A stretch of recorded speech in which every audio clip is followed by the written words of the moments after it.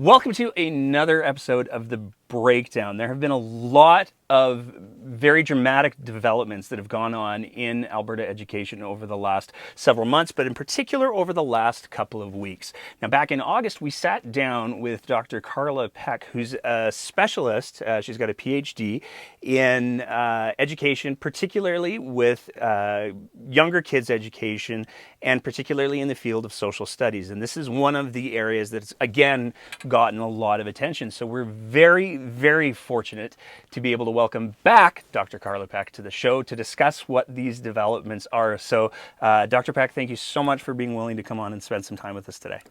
Thanks for inviting me. It's great to be So, here. to start with, if we could kind of go back to where we left the conversation in August. So that was the news that Chris Champion, had been appointed to oversee the social studies curriculum. And there was some controversy around whether or not he was going to be doing that by himself or whether or not there were other perspectives that were going to be brought on board. So for our listeners and our viewers, can you just sort of go back to August and what did we find out then? So in August, we found out the list of names of people who were picked by the Minister of Education to provide advice and direction on how the draft curriculum documents that were in development at the time of the election, in development by the previous government, um, these new advisors were handpicked to provide advice on how those documents should be revised. And Chris Champion was named as the expert for social studies. And in our last conversation, we talked about the fact that, from my perspective anyway, he does not bring the kind of experience that's needed or expertise that's needed to actually work in curriculum development. And to be clear, when we're talking about Chris Champion's credentials, he does have an academic background in history, but when it comes to curriculum development or early childhood development and associating curriculum with that, he doesn't appear to have any formalized training. Is that a fair statement? That's exactly what I would say. I have not been able to find any evidence whatsoever that beyond a PhD in history, that he has any background at all in curriculum development, in curriculum studies, which is what my background is in understanding, curriculum development and pedagogy for elementary students. No background whatsoever. It's great to have people who are subject matter experts involved in curriculum development. So people who are historians or geographers or what have you, but they can't be the only ones at the table because they can certainly weigh in on what are the important questions we should be asking in those fields, what are important themes or topics, but they don't necessarily understand how to actually do that and make that work for elementary students or even high school students for that matter. And they have a narrow idea from their area of expertise, but when we're doing curriculum development, we're thinking about a whole scope and sequence for what kids should learn from kindergarten to grade 12. And we're doing it not just in history, in the case of social studies, but we're doing it all in many different areas. And so that's why it's important to have lots of voices at the table. The only thing I'll add is you may have seen an open letter that I and a few other colleagues have written, including two historians. And in that open letter that is currently circulating, the historians involved in the letter make the case that Mr. Champion does not, in fact, align with the sort of the weight of opinion around in among Canadian historians about the importance of teaching residential schools, among other topics. So although he does have a PhD in history, that doesn't necessarily mean that he is aligned with his contemporaries in terms of his understanding of Canadian history topics. Okay. Now, if I remember correctly, when we had our last conversation, it was largely because CBC, I believe it was, had discovered that Chris Champion was one of the people who was working on this curriculum review. With that, and largely in response to that, the Ministry of Education shortly, I can't remember if it was before our conversation or after our conversation, but they said, oh yeah, we're adding some new folks too, because it's important. Now, that happened in August. Does that sort of match your recollection of things? That matches that was certainly their reaction, right? That, oh, these won't be the only people, and we're going to find some other people too. And oh, yes, we're going to find some Indigenous consultants as well. And that may be the case. I don't know. To my knowledge, if they have added more people, they haven't been made public yet, which is ironic given when in opposition, this government continuously lambasted the NDP for not revealing the names of the people involved in the curriculum development. So the fact that they've only released the names because CBC journalists got a hold of them, and then, have any other names been made public? I haven't seen them. But the bigger issue is, if this government was really committed to truth and reconciliation, to meaningful engagement with Indigenous knowledges and ways of knowing and histories and perspectives, among other important concerns in Canadian society, they would have from the get-go had more voices around the table instead of just one. And they would have made sure that there was a diversity of representation involved in any proposals that were going to be made to revise the documents that were drafted under the previous government, rather than handing it off to one person and saying, you go ahead and make your recommendations, and then we'll bring in some other people maybe to look over what you've done. I mean, that is just the opposite of what meaningful consultation looks like. Now, one of the things that was part of the big conversation that we had back in August was, to your point about having just one person do it, a big part of those conversations involved around the fact that there were a lot of Mr. Champion's previous writings and previous articles that came out that showed, at the very least, and I feel like I'm probably being too generous here, he has a pattern of minimizing the impact of residential schools, even going so far as to air quotes words like victims and things like that. And that was a big part of the concern back then that people had regarding his involvement and what kind of recommendations that he might make. Which kind of brings us to last week. Because, again, an intrepid journalist was able to get a hold of documents that showed the recommendations that it appears that Mr. Champion was making. And this has caused quite a bit of furor because, as with, it seems like, almost all UCP panels, the outcome was entirely what everybody expected. So can you speak a little bit about what your interpretation of that document that was released is? Mm-hmm. So there's a lot to be unpacked in that document. And I've written one blog post as a beginning sort of analysis, and we'll be writing some more. I mean, the overall orientation of the document is completely out of date and out of step with everything that we know about how children learn in social studies, number one.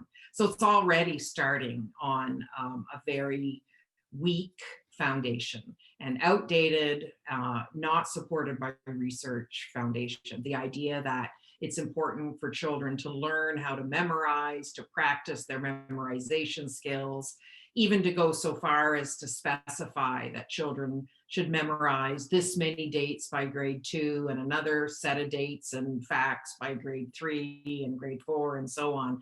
And then in grade 4, they're supposed to write like an overall test that would, test their ability to remember and memorize all of these different things. I mean, it's just completely out of step with research in teaching and learning in social studies and history in particular. I mean, a major focus, even though the curriculum that's been this revision document or recommendations document divides the social studies into 5 core areas, which is fairly typical in social studies. So you have civics, you have history, you have geography, economics, and then you have culture.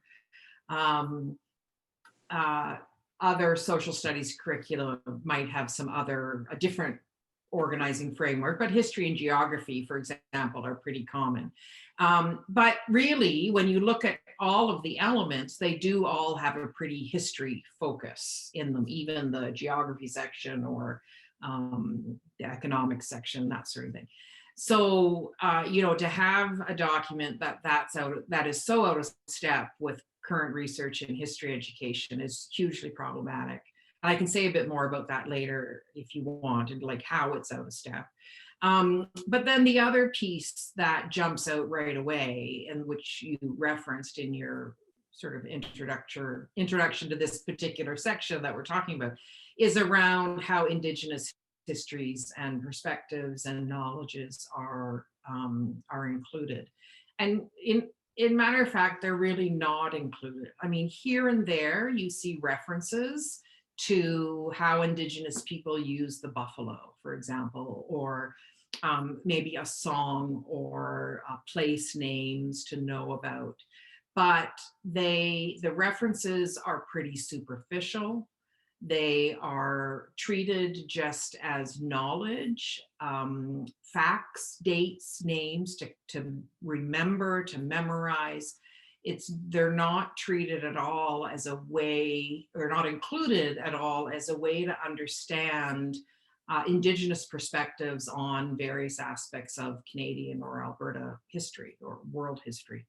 And so the whole, the current social studies curriculum that was written well before the NDP came to power by previous successive conservative governments, made for the first time a really explicit attempt to attend to both Indigenous and Francophone perspectives in the curriculum as the way to try and broaden students' understandings that there are multiple perspectives on lots of different issues in our society, and that it's important in order to be able to function in our society where we are all different and we all come to our life and our work and things that are happening in the world from our own perspective and our own worldviews, that it's important that students try to understand those. And so that, that's part of the goal of the current curriculum. This just wipes out any advances that were made around trying to integrate multiple perspectives in the current document. This proposed document just completely wipes those things out. The other thing that is really hugely disappointing, and again, not supported by research at all, is the suggestion that things like residential schools are too sad, quote unquote, for young children to learn about. And of course, these histories are hugely traumatic and devastating, and we are still living with the effects of these histories today. But there are ways that even young children can be taught and learn about the history of residential schools in a way that is not traumatizing, but appeals to their understandings of the commonalities that we all share, about the importance of family, about the importance of being able to speak our own language, about what it would be like to not be able to have contact with your family, to be forced to attend a school that whose goal was in part to take your culture away and turn you into something else. I mean, these are things that we can talk about in very sensitive and age appropriate ways, of course, but we can talk about these things with children. And there are some wonderful organizations who have developed very powerful age appropriate resources to assist teachers in doing this work. So there are some wonderful children's books, for example, that open up a conversation about some of these topics in a developmentally appropriate way. And I would just say, we have about this whole idea of it being too sad to talk about. Right around the corner from us is Remembrance Day. It's less than 2 weeks away. Mm-hmm.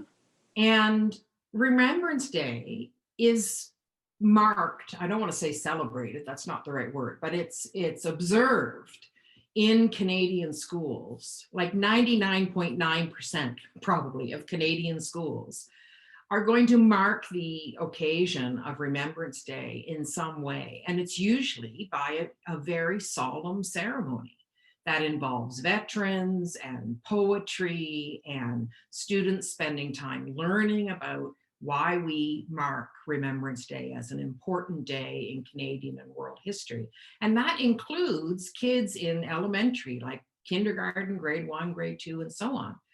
Well, how is Remembrance Day any less sad than teaching about residential schools? We're talking about the deaths of thousands and thousands and thousands and thousands of soldiers and civilians and families who were torn apart because of people who left to fight in the war and then maybe didn't come back or were killed or what have you. So, it just doesn't make any sense to me. It's not supported by research to say that kids can't learn about these things. And to me, if we say that Remembrance Day is okay, and in fact, in the document, there's reference to Remembrance Day on different occasions and the importance of the poppy and all these sorts of things. So that seems to be okay, but teaching about residential schools is not.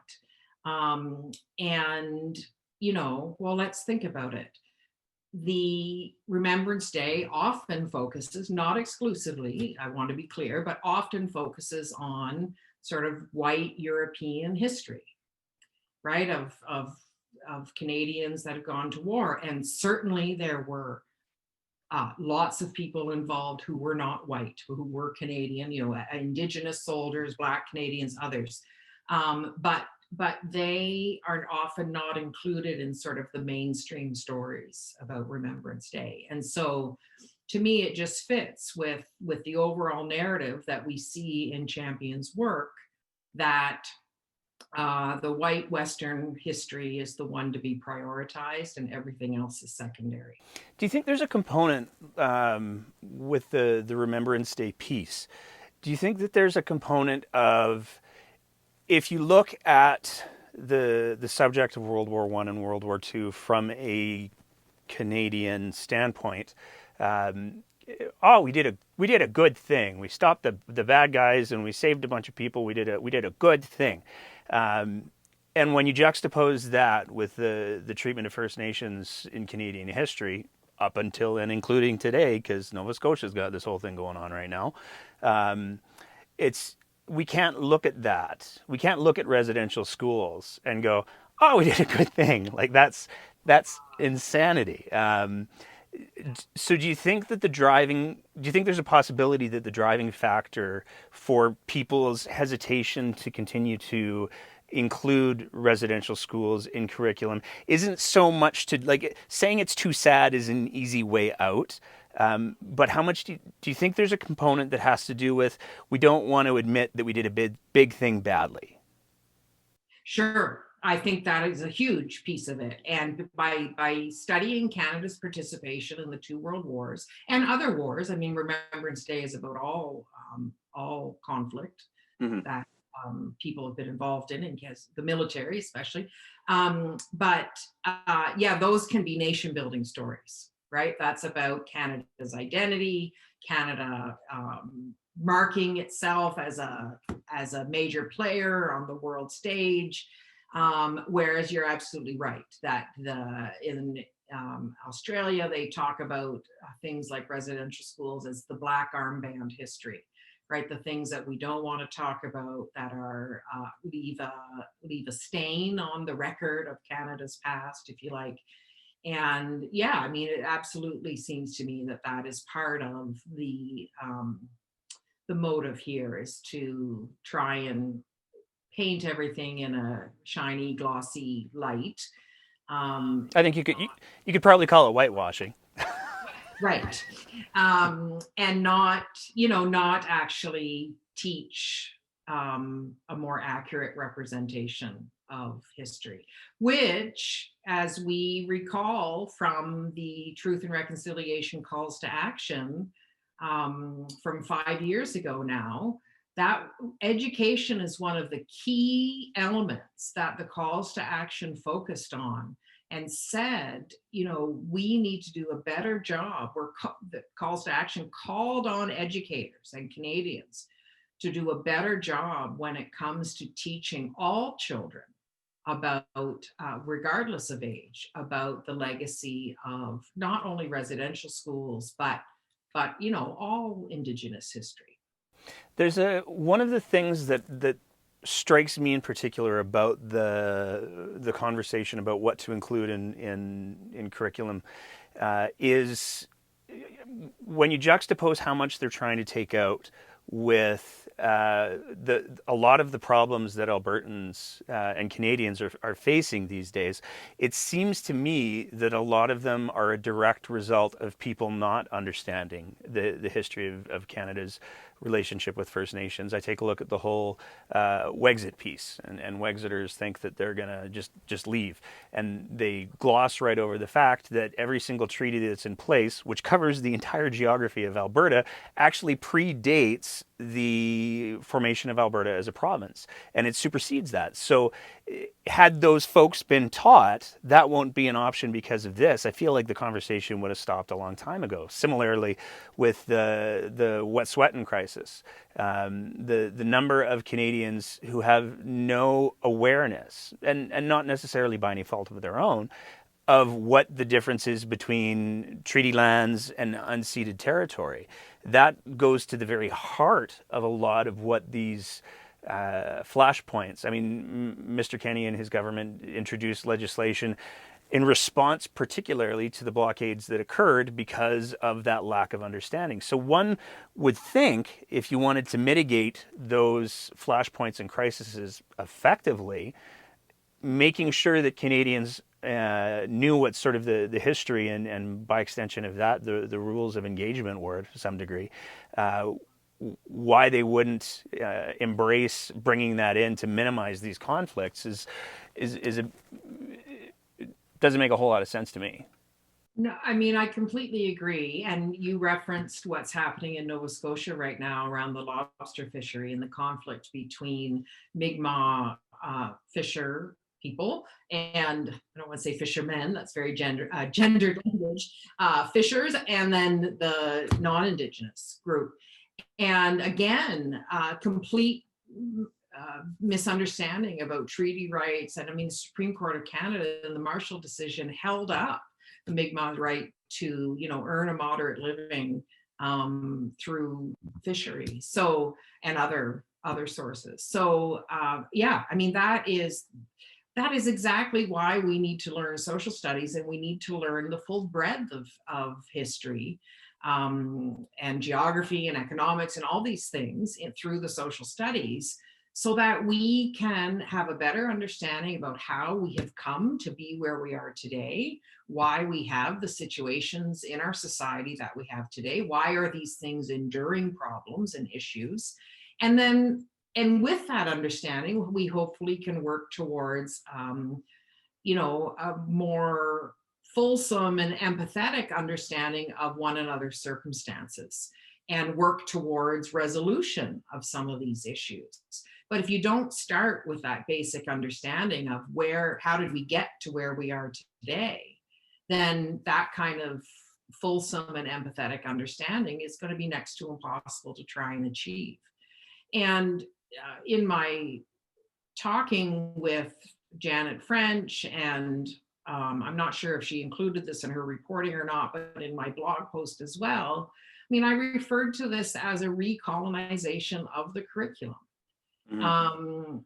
And let's be clear, we haven't fully decolonized the curriculum, right? I mean, you're taking tiny steps forward, and then you feel like you're taking 10 steps back, and then, trying to advance again. But at least there was a desire, I think, by a lot of people, to a genuine desire to try and really understand what does this mean to decolonize, and to try and learn from Indigenous colleagues and teachers and elders and so on about what this might look like.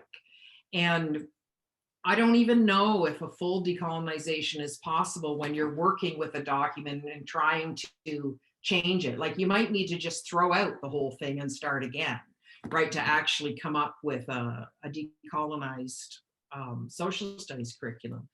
But at least some steps were being taken. In this approach, these recommendations, with the almost complete obliteration of anything meaningful in terms of Indigenous history, the erasure of Indigenous perspectives, it just, to me, is an attempt to recolonize and to say that the Western knowledge is the most important knowledge. We don't really need to know about all those treaties and things, because that's not what matters, to us today. And so let's just get rid of that stuff, and we'll put in the white Western history that we think is the most important. And of course, the key question there is, who is the we? Who is the we in that statement, right? The stuff that we think is important. Well, we can tell by the authors of, who the unnamed we perspective that is woven through these recommendations is white Western perspectives. And that's the other thing we have to think about when we're looking at curriculum, is even in the current social studies document, I mentioned they explicitly focus on Indigenous and Francophone perspectives. They don't actually ever name the white Anglophone perspective that is really the dominant thread in the document itself. So that's an example of trying to decolonize and acknowledge the perspective that is the dominant one in the document, but you can't do that until you start to name it. But in this case, they're just getting rid of all of those altogether, and it's an assumed we that not everybody shares. There's some interesting implications in regards to religion and faith in this update as well, that I would argue don't necessarily belong in a public school system. I mean, certainly if somebody wants their kids to be brought up in a religious or faith-based upbringing, they certainly have the opportunity to do that at home and present information at home. They also obviously have plenty of options in regards to charter schools that cater to those specific needs. But here in this document, we have the suggestion that Bible verses be introduced and read as poetry. That seems to me to be incredibly disingenuous. And I honestly, can't help but wonder, would you be willing to do the same thing with, English translations of the Quran, or any other faith's religious texts? But it's the presentation of Christian biblical scripture as poetry that I think is particularly intriguing. What's your take on that? Well, you used the word disingenuous, and I think that is the perfect word, because to think that anyone read that and said, oh yes, that is a great form of poetry that we should teach our students, is incredulous. That to think that anyone would buy that nonsense. It is an attempt to smuggle in, except for they're not even hiding it. So it's not even smuggling, sort of Christian orthodoxy into the curriculum. I am in favor of religious uh, education about religions Mhm. in social studies, but I am not in favor of religious education within the public school system. I did a study a few years ago with Dr. Margie Patrick at the King's University in Edmonton on social studies teachers' perceptions of religion in the social studies curriculum. Now, this was at the high school level. And it was really interesting that some teachers were quite nervous about, even though it would have been education about world religions, but they were still very nervous about going there because they worried they were crossing some sort of line, particularly in the context of a public school system. But there's some good research out there that suggests that, quite strongly actually, that students, including young children, do need knowledge about and education about understanding of different perspectives that different world religions bring to bear on whatever issues you might be studying. That's very different, however, from actually reading religious texts and trying to pass it off as poetry. And I mean, that's just ridiculous on its face. I fully agree with you that there's definitely place for people to learn about faiths in a public school system. The example that I always like to go to is, for example, Sikhism. The number of people who, and up until a couple of years ago, I would include myself in this group, who honestly believe that it's pronounced Sikh as opposed to Sikh. And when I've had conversations with people who are Sikh, asking why are you not correcting this, the response is that it would be a full-time job to constantly tell people who are mispronouncing the name of their faith, hey, you're like really getting it wrong here. So I think that there's a very real opportunity to avoid and correct some of those misconceptions without having to go deep into the poetry of things. My immediate impression when I saw the poetry piece, while they were removing First Nation stuff, was there's a poet from out east actually, named Rebecca Thomas, who I think is probably one of the most amazing poets that I've ever come across, and she's First Nations. And so the inclusion of First Nations poetry like that, I think would cover that base off quite nicely, and avoid the indoctrination element of things. I mean, this actually makes me think about another complication around writing curriculum, where really we study poetry in language arts, right? And it doesn't mean that you can't study poetry in social. Oh, Certainly that happens all the time, that's a but very good.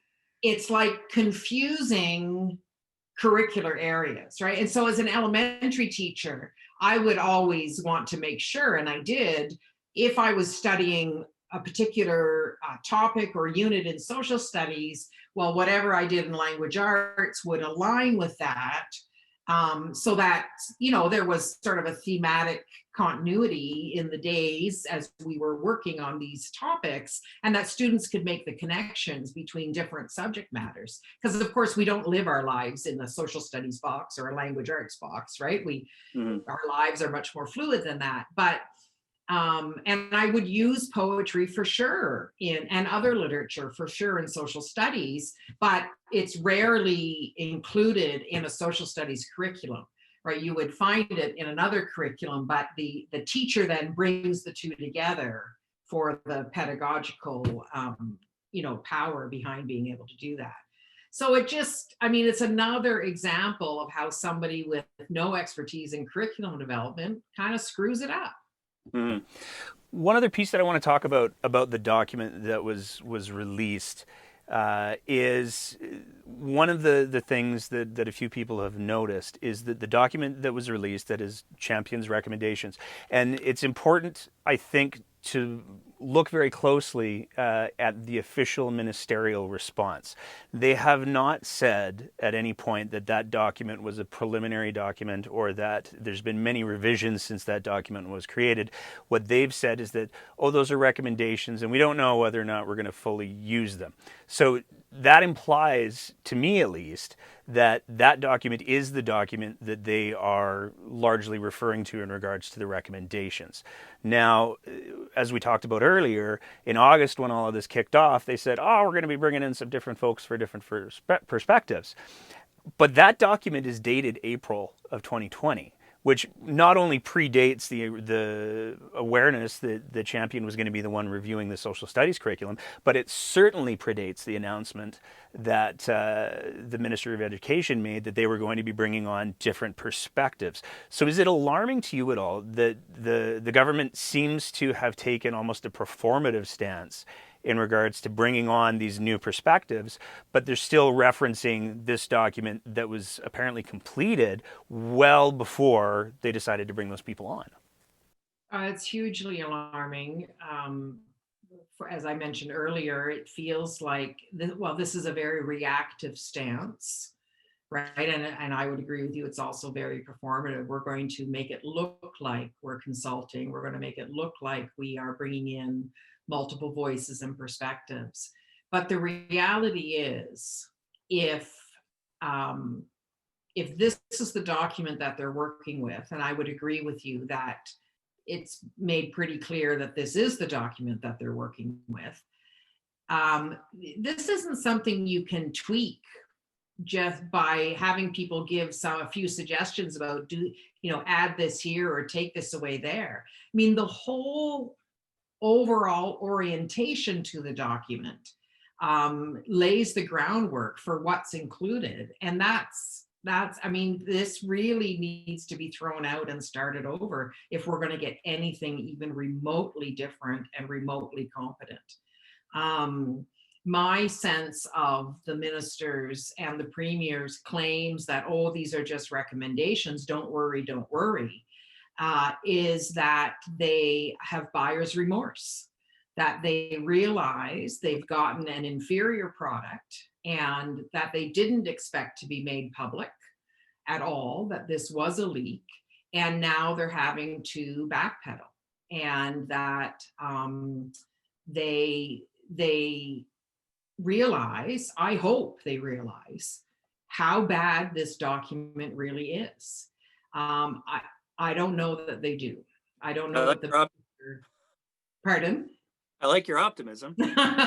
Yeah, I'm not confident that the minister thinks there's anything wrong with this document, because it aligns with the whole campaign during the election and then the whole announcement around the ministerial order about getting rid of constructivism and the Angus McBeath's rambling, incoherent rant about students needing to learn a chronological, fact-based history. Of course, chronology is important. Of course, facts are important in history, but the scholarship in history education isn't that we get kids to memorize these things. We actually want them to meaningfully engage in questions of chronology and facts and evidence and all these sorts of things. So I have a sliver of hope that they realize how bad it is just from the public outcry, but I'm not, it's not the kind of hope that puts me to sleep at night,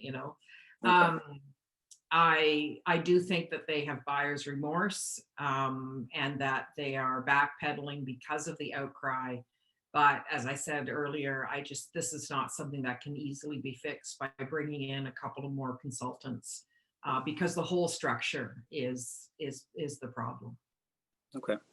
Now, one other topic that I wanted to sort of touch on, because I think it's not only an important part of the story, but also because we're starting to see a very, very clear pattern to how this government responds to really any kind of criticism.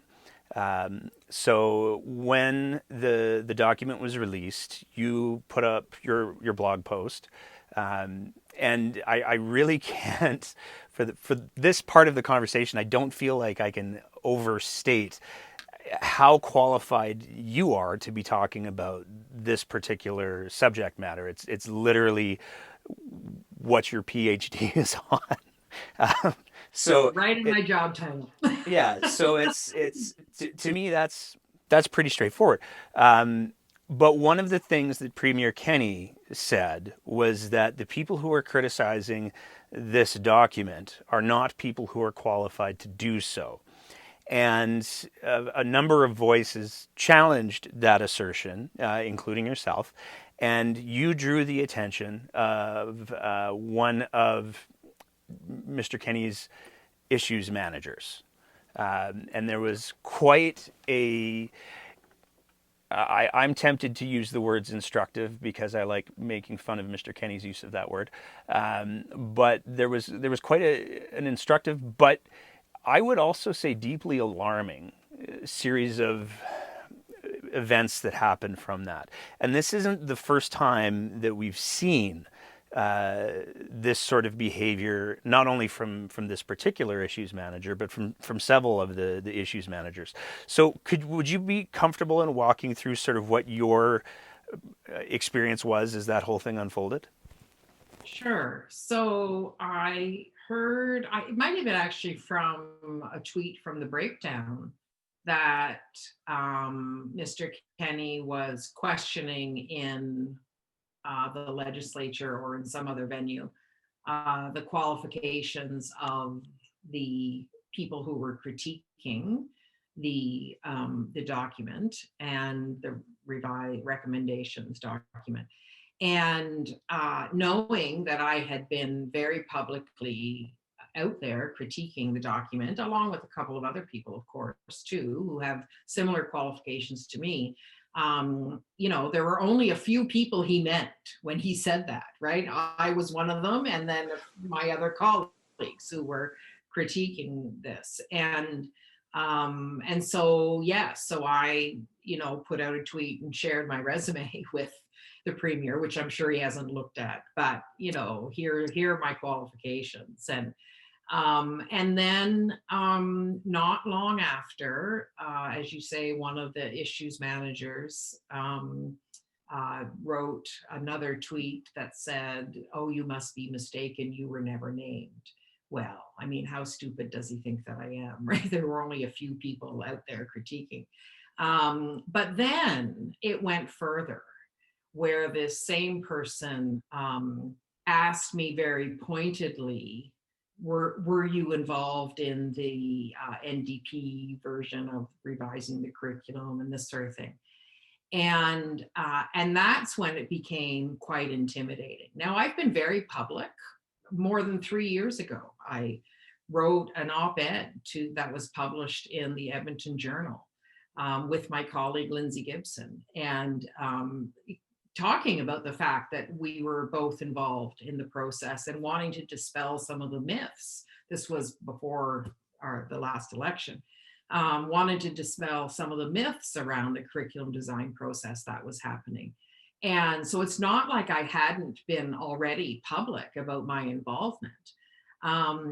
But I've also said that I was involved with other governments as well in Alberta. So it's not like I was only working for one government. I had volunteered my expertise and time with other governments too.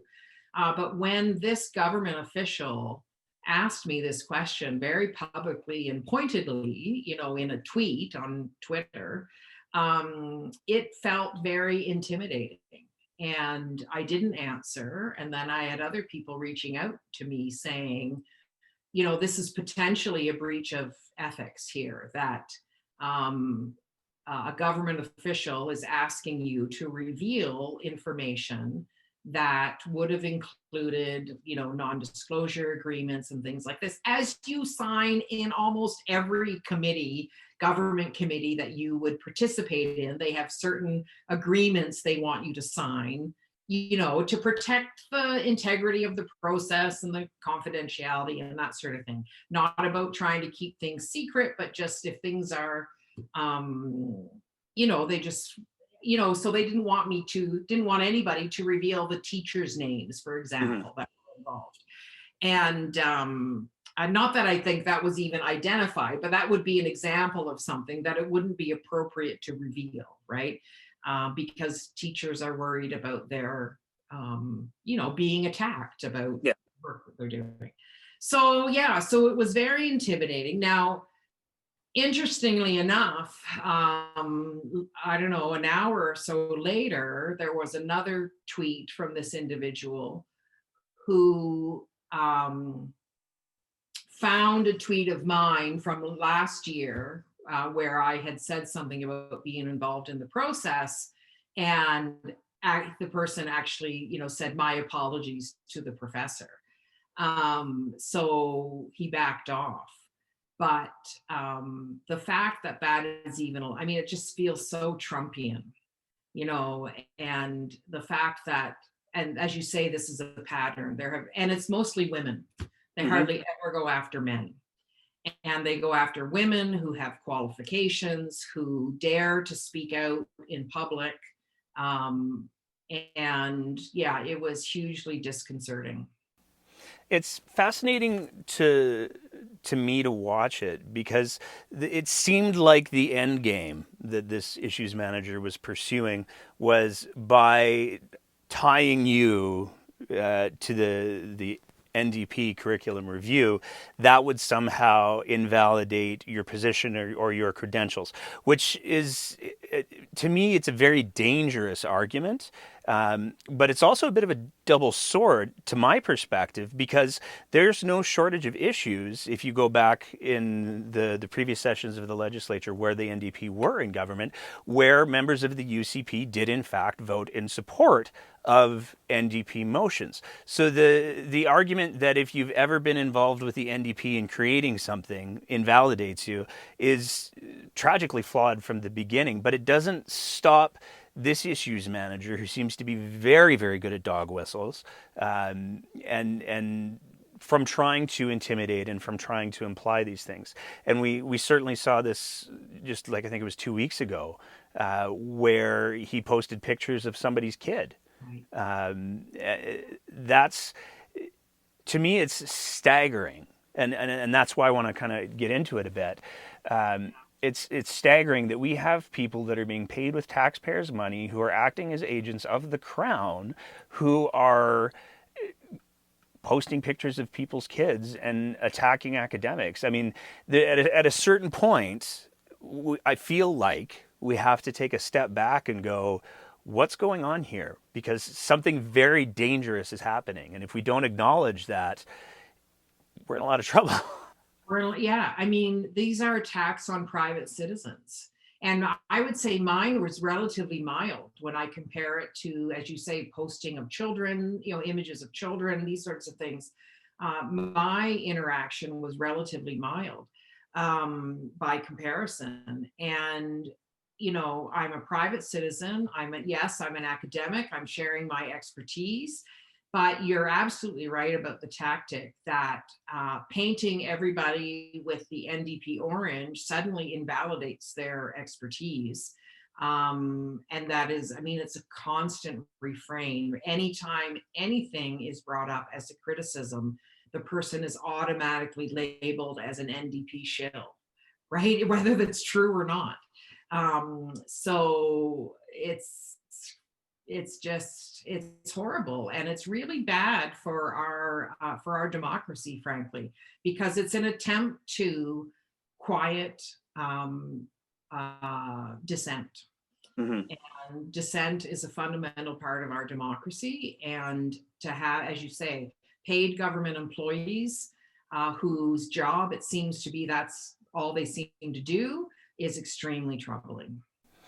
I think one of the things that sits as very concerning with me as well is that I'm a big believer, and one of the frustrations, and I think it's actually this particular issues manager's pinned tweet relates to this, is the idea that if we get to a place where we're not able to discuss and debate ideas or proposals on the merit of those ideas or proposals, we're getting into a place where I don't know what makes the prevailing idea be the prevailing idea. Like, if it's not about the merit of the idea anymore, if it's not about whether or not this is evidence-based, if it's not about whether or not this is right, if we're purely going with this is what fits ideologically with what that guy behind the curtain said, that's a very, very dangerous road, not only because it's going to poison the quality of the conversations that we're able to have,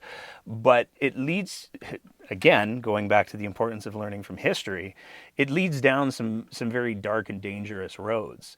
And it's intriguing to me that the premier, who rails against the injustices of tyrannical governments. He loves to talk about communism, and I'm by no means defending anything that happened or any of the atrocities that were committed under the name of communism.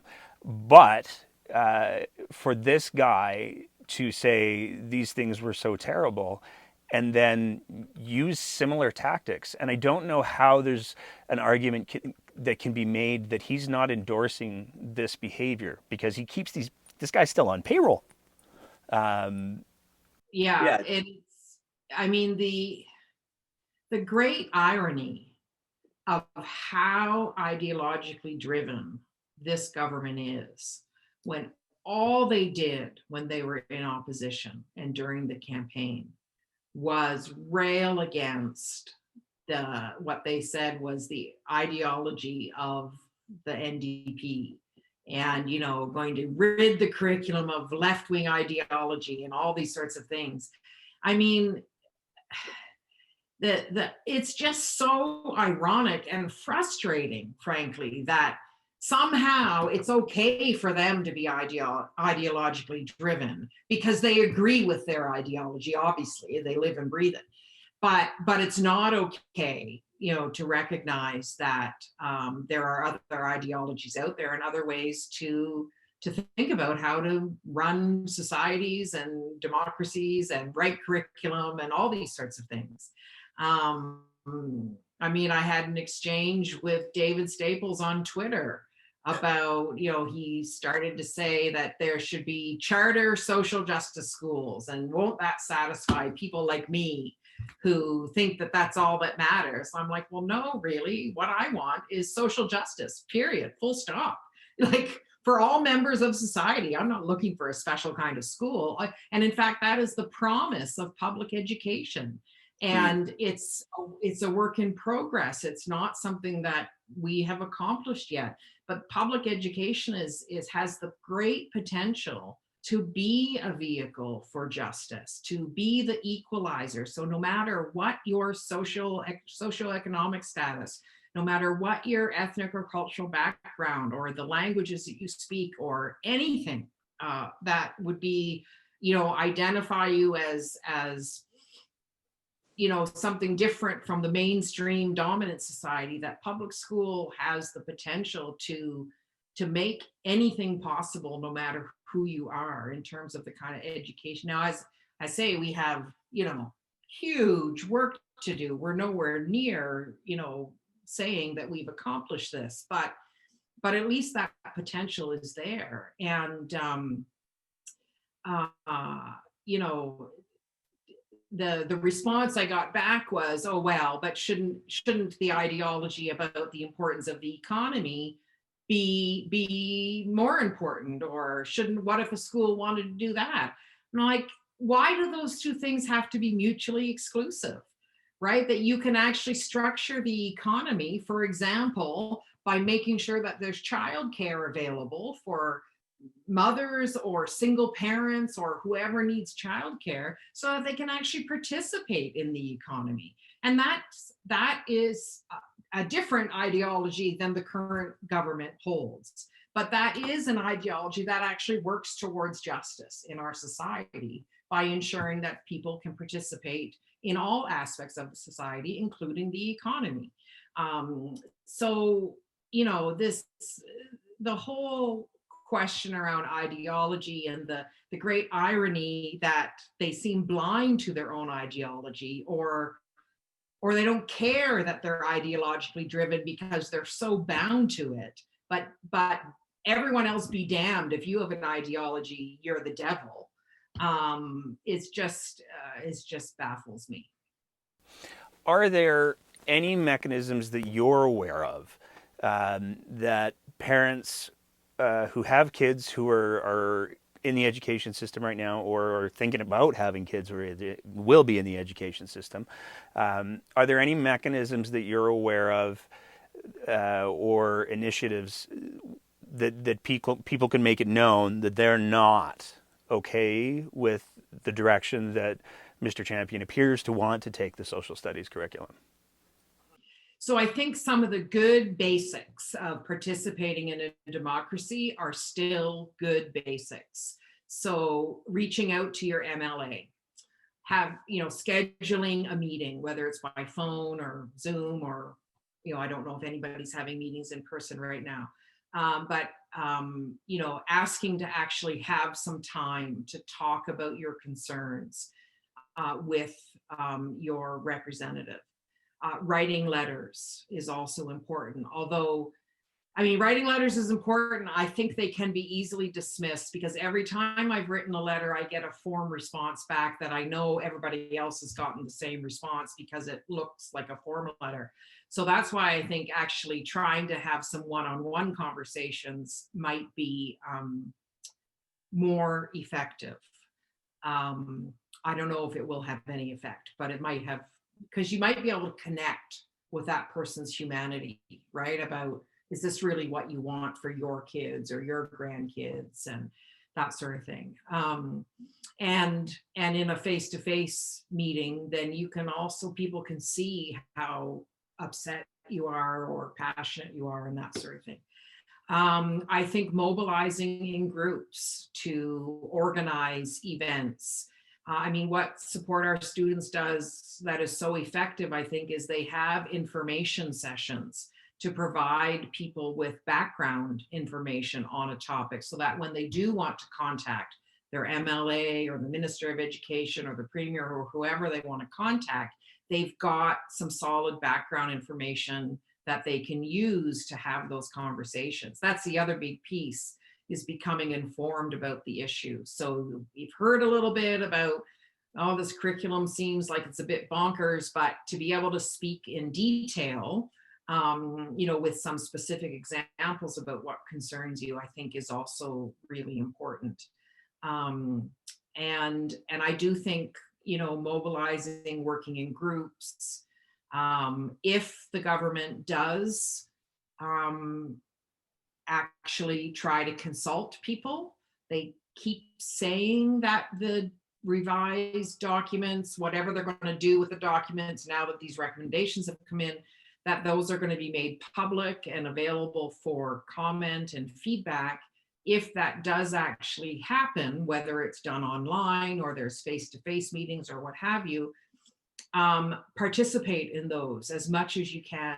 Read the documents closely, provide feedback, talk to teachers, talk to people who have maybe some insider knowledge about how this could really affect education in Alberta. When you think about it, it's really quite sobering, because curricula don't change that often, as we know, right? The music curriculum is like 1989 or something. Social studies is one of the most recent. It was implemented between 2005 and 2010. So it's not as old as a lot of the other ones, but it's still at least 10 years old. Curriculum doesn't change quickly, which means that there potentially a child that enters school in kindergarten could have this curriculum that they eventually implement in schools all the way until they graduate. So that affects a kid's entire public education, whatever. They might be in a charter, they might be in a private school, whatever, but it affects their whole K-12 experience. And that's pretty sobering to think about, that the kind of effect that could have on students' knowledge, their understandings, their, as you said, sort of at the midpoint of our conversation about the importance of understanding one another. And in order to understand one another, we have to understand our history deeply. The kinds of things that are proposed in this curriculum document are just not going to get us there. Okay. Well, I want to thank you again for being willing to take the time to sit down and chat with us. I cannot tell you how much I appreciate your perspectives, and I can tell you from the statistics that we got on the last podcast that we did with you, there are a lot of other people who feel the same way. So thank you for that. Thank you for your continued advocacy for a curriculum that's actually going to serve Alberta children going into the future. And I hope you don't stop. Thanks. It's great to talk with you. And as I said, maybe in the pre-interview before we started, I think it's great that this is part of the public conversation, because that doesn't always happen, right? Curriculum sort of happens in a room somewhere, or that's how we think of it, and it's in schools and it sort of magically appears. But this is an opportunity for Albertans to really be able to have a voice. And that's a good thing. And I just encourage everybody to read up as much as you can. As I said earlier, talk to people, find out, from teachers and other folks about how this, could impact kids, and then, reach out to your MLAs and other government folks to share your concerns and your desires for what you want your child's education or any child's education to be. So thank you. Well, I think it's safe to say at this point, given that it's been a whole 2 months since the last goat show erupted, that we'll probably be asking you to come on the show again, because I don't think that this curricular conversation is going to be going away anytime soon. And like I said, I think that you're a very important, and despite what some issues managers might want to say, extremely qualified voice to be included in the conversation. So thank you again. Thank you. Great to talk. As always, if you appreciate the kind of content that we're trying to produce here at The Breakdown, please consider signing up as a monthly supporter at our Patreon site at www.patreon.com/thebreakdownab. And if you're listening to the audio version of our podcast, please consider leaving us a review and a rating. And don't forget to like and follow us on Facebook, Twitter, and Instagram, all at The Breakdown AB. Thank you for your attention.